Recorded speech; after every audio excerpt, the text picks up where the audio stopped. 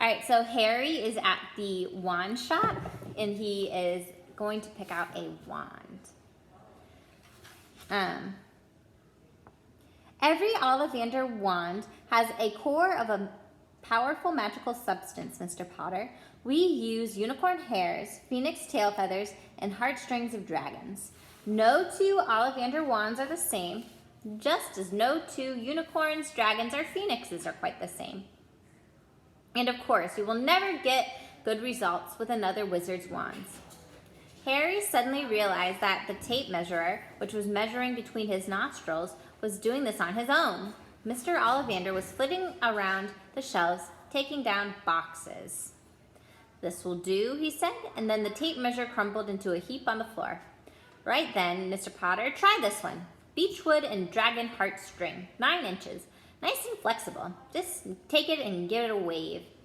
Harry took the wand and, feeling foolish, waved it around a bit, but Mr. Ollivander snatched it out of his hand almost at once.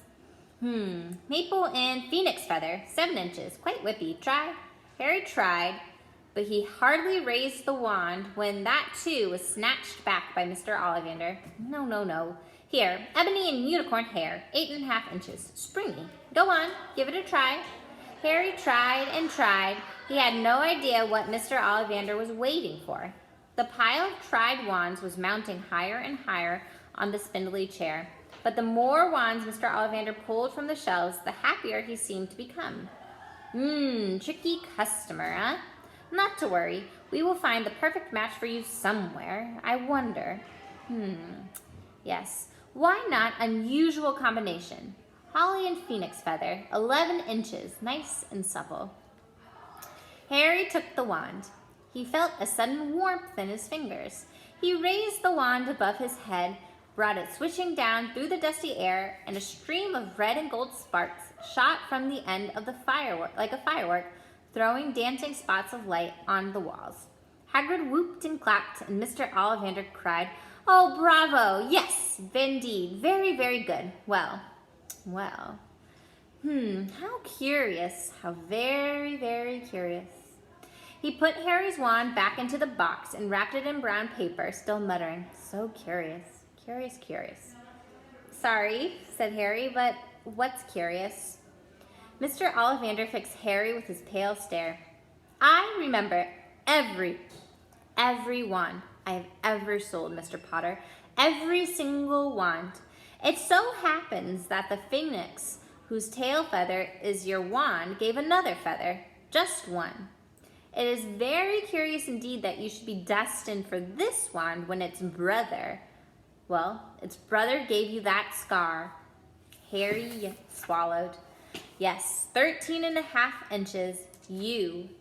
Curious indeed how these things happen. The wand chooses the wizard, remember. I think we must expect great things from you, Mr. Potter. After all, he who must not be named did great things. Terrible, but great." Harry shivered. He wasn't sure he liked Mr. Ollivander too much. He paid 7 gold galleons for his wand, and Mr. Ollivander bowed from them from his shop.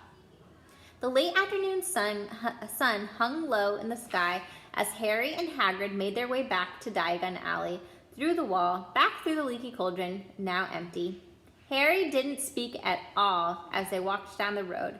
He didn't even notice how much people were gawping at them at the underground, laden as they had funny-shaped packages, with the sleeping snowy owl on Harry's lap. Up another escalator, out into Paddington Station. Harry only realized where they were when Hagrid tapped him on the shoulder. "Got time for a bite to eat before the train leaves," he said. He bought Harry a hamburger, and they sat down on plastic seats to eat them. Harry kept looking around. Everything looked so strange somehow. "Are you all right, Harry? You seem very quiet," said Hagrid. Harry wasn't sure he could explain. He just had the best birthday of his whole life, and yet, as he chewed his hamburger, he was trying to find words. "Everybody thinks I'm special," he said at last. "All those people in the leaky cauldron, Professor Quirrell, Mr. Ollivander, but, I don't know anything about magic at all. How can they expect great things? I'm famous, and I can't even remember what I'm famous for. I don't know what happened when I mean, I just don't know what happened the night my parents died. Hagrid leant across the table. Behind the wild beard and eyebrows, he wore a very kind smile. Don't you worry, Harry. You'll learn fast enough. Everyone starts at the beginning at Hogwarts. You'll be fine. Just be yourself. I know it's hard. You've been singled out, and that's really hard. But you'll have a great time at Hogwarts. I did. I still do, matter of fact. Hagrid helped Harry onto the train that would take him back to the Dursleys, and then handed him an envelope. Your ticket for Hogwarts. 1st of September, King's Crossing. It's all on your ticket. Anyways, any problems with the Dursleys, and send me a letter with your owl. She'll know where to find me. I'll see you soon enough, Harry. The train pulled out of the station. Harry wanted to watch Hagrid until he was out of sight. He rose in his seat and pressed his nose against the window, but he blinked and Hagrid was gone. So we will read chapter 6 on Monday. Bye, guys.